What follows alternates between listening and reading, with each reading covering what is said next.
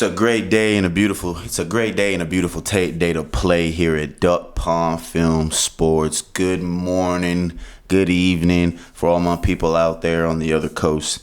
How you doing? It's going to be our second edition of the new season. And yes, we're coming at you live. Yes, we got new cameras. Yes, we got new equipment. We're podcast ready. Let's start it off right off the bat.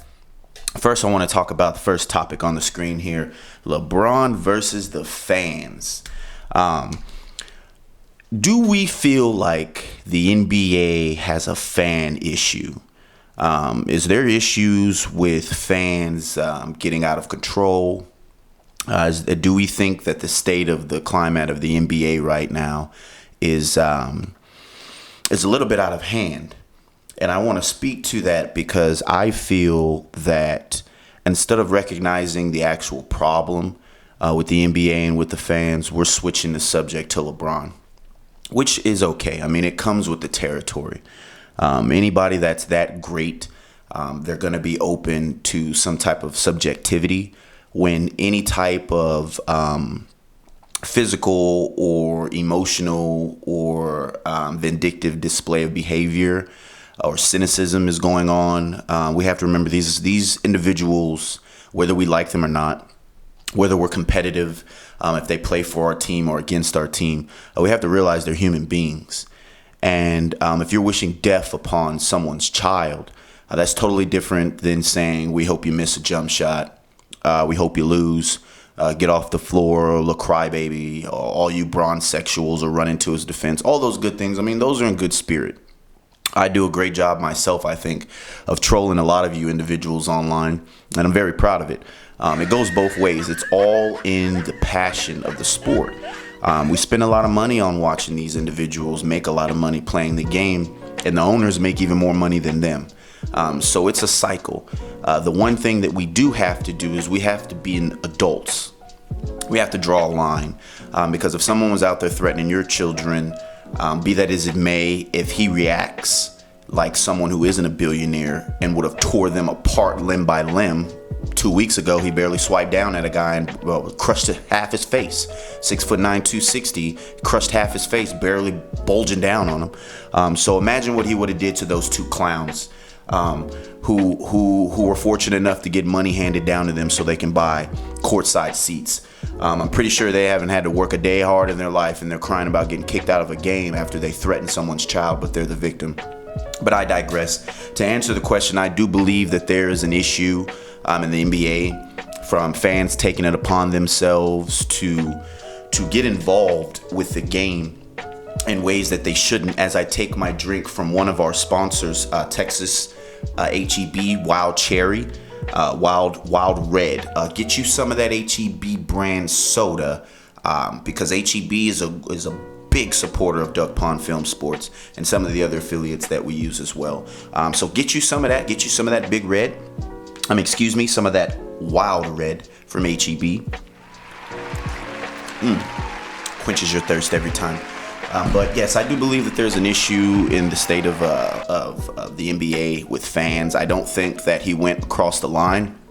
Would you have wanted him to turn around and spur him? I mean, if you look at the video, he literally turned his head when they said it, but he was in the middle of a defensive play, so he couldn't react. So I think hats off to LeBron. Great way to handle it.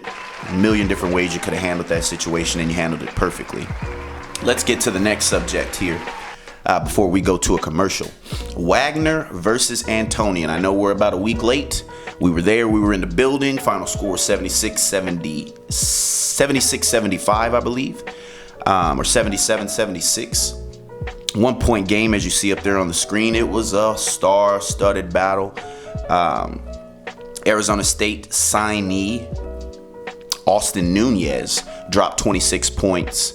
Kevin Garcia, the senior, 6'5" shooter senior, actually dropped in 22 that game. Antonian is a tough team. Year in and year out, they're competing for national championships on the TAPS side for private school, and they're doing a really good job. One of their signees last year, Gavino Ramos, he signed with a D1 with a really great university as well, and now they're piggybacking on that with the talent that they have now. Ochoa is a really, really great all-around European type player. He reminds me of a in-and-out Euro game. They have some other pieces on their team that are really, really strong players. But my favorite player to watch on Antonian is Xavier Martinez. That kid can fill it up.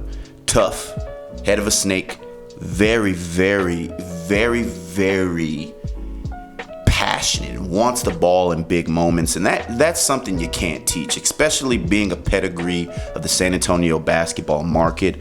Tough players like him are hard to find.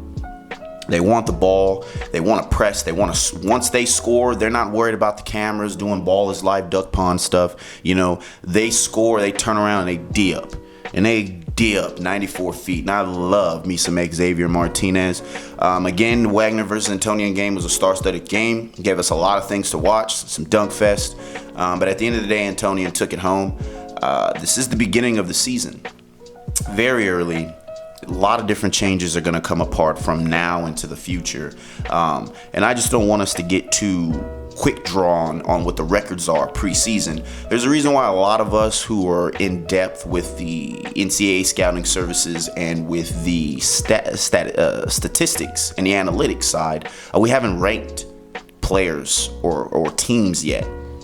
There are preliminary rankings out there, but for the most part, until we get to district, we really don't. The people who are really behind what drives basketball here in Texas, and most importantly in San Antonio, we know that you're not going to get any beneficial rankings if you're really looking to break down players and teams until district. There's just not that many games that can be played beforehand with all of these tournaments for you to really determine who's got it and who's not. Players are returning from football. Players are going to get moved up from JV. Coaches are still taking chances on seniors. There's a lot of politics that go into the state of basketball in high school, and that's why we have not had any type of rankings to this point. But I'm getting told by the producers it looks like it's that time for a commercial. Let's go on to one of our local sponsors.